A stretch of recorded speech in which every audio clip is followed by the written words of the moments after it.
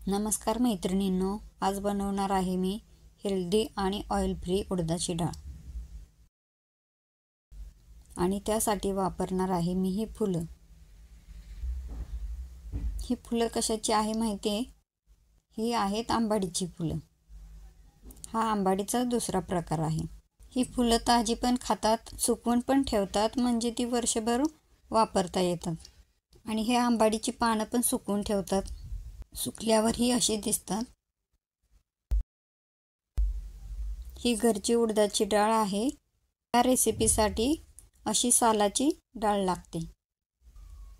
गॅसवर मातीचं भांडं ठेवून पाणी गरम करते. गावाकडे अशाच मातीच्या भांड्यातच ही डाळ बनवतात.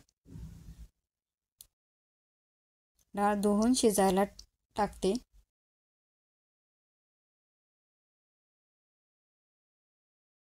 झाकण ठेवते, म्हणजे उकळी आली ना की ही साल वर येते आणि मग ती चमच्यानी साल काढून टाकायची. म्हणजे आपण घुटं बनवायला जशी डाळ शिजवतो ना तशी शिजवायची. ही फुलं थोडीशी कुटून घेते. ह्या फुलांमुळे शरीरातील कोलेस्ट्रॉल कमी होण्यास मदत होते आणि त्वचेसाठी पण ही फुलं उपयोगी असतात.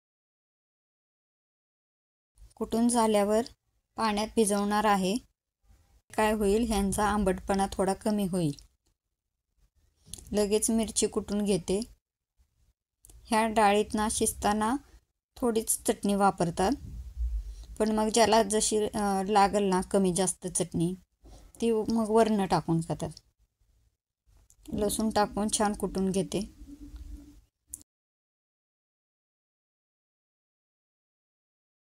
डाळ बघूया शिजली का.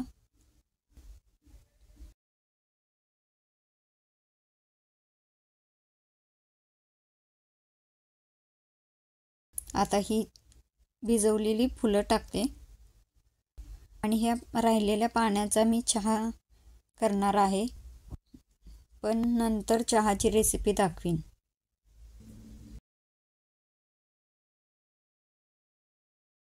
कुटलेली चटणी आणि मीठ टाकून चांगली एक उकळी आणायची.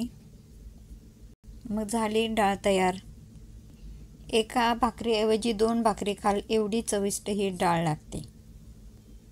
डाळ कशी वाटली नक्की सांगा आणि व्हिडिओ आवडला असल्यास व्हिडिओला लाईक आणि शेअर करा आणि चॅनलला सबस्क्राईब करा. पुन्हा भेटूया एका नवीन रेसिपीसह. तोपर्यंत बाय.